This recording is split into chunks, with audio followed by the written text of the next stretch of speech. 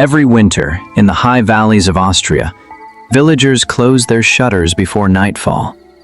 Not because of the cold, not because of snowstorms, but because after midnight, something ancient walks the streets.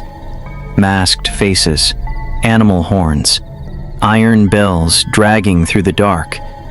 A procession that locals say you do not watch too closely, because it watches back. Perchtenlauf is a winter ritual that takes place across alpine regions of Austria and Bavaria, typically between late December and early January. On the surface, it appears to be a traditional parade. Men dressed in elaborate masks, ringing bells, marching through villages to chase away winter spirits. But this tradition predates Christianity. Long before churches stood in the Alps, people believed winter was not just a season, it was a living force. Cold was punishment. Darkness was hunger. Snow meant death. Perchtenlauf existed to confront that darkness directly, not by hiding, but by becoming something darker than the winter itself. The name Perchten comes from an ancient pagan figure, Perchta, a pre-Christian alpine goddess associated with fate, winter, and judgment. Perchta was not benevolent. She was believed to roam villages during the 12 nights of Christmas, inspecting homes and people.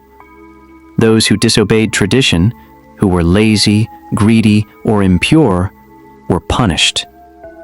Old legends describe her punishment vividly. Bellies sliced open, organs replaced with straw and stones. To appease her, villagers began wearing terrifying masks, grotesque faces carved from wood, twisted mouths, animal horns, and fur, to either honor her followers or confuse her spirits. Over time, Perchtenlauf evolved into two forms.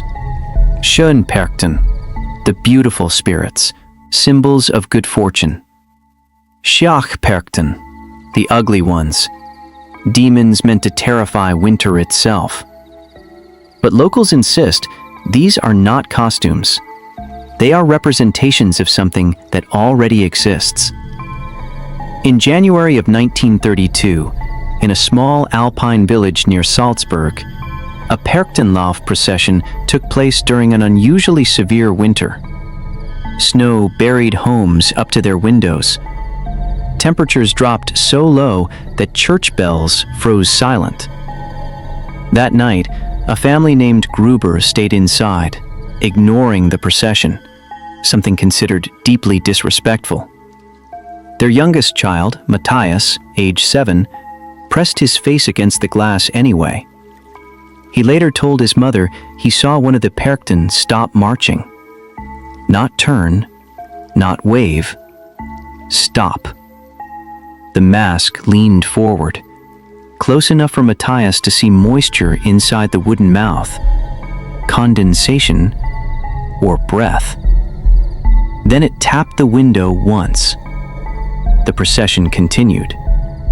But Matthias did not sleep again that winter. 2 nights later, during another ritual march, a man named Joseph Lechner, a known participant, disappeared. His costume was found at the edge of the forest. The bells were still warm. Search parties found footprints leading into the woods, but halfway through, the prints changed. They no longer looked human. Weeks later, Joseph's body was discovered beneath the snow. No animal tracks, no signs of struggle. Only this: his mask was missing, and his face was frozen into an expression of terror that locals said did not belong to him. Older villagers whispered that Joseph had worn a mask carved incorrectly, that he had invited something else to wear him instead. A regional newspaper archive from Salzburger Volksblatt, January 1932, briefly mentions Joseph Lechner's death as exposure due to extreme cold. But a handwritten police note, preserved in a local museum, describes unidentified hoof-like impressions near the body, dismissed officially as equipment damage. No equipment used in Perchtenlauf explains that shape. The report ends abruptly. During modern Perchtenlauf events, something still unsettles observers. Witnesses describe moments when bells ring without movement, masks appear slightly different after the march, participants feel watched even while wearing the mask.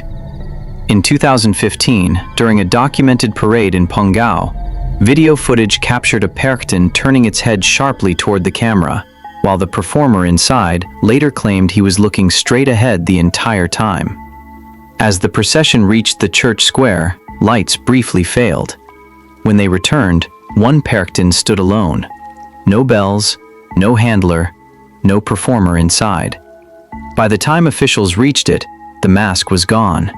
Only deep scratches remained on the stone pavement, as if something heavy had been dragged away into the dark. Anthropologists argue Perchtenlauf is a collective fear ritual, a controlled expression of winter anxiety, inherited trauma, and survival instinct. When winter returns to the Alps, the bells will ring again. Masks will march through firelight, and somewhere beneath the wood and fur, something ancient may still be walking home. So the question remains, are the Perchten meant to scare away evil?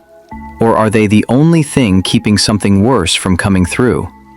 Tell me which explanation you believe, and which winter ritual should be uncovered next.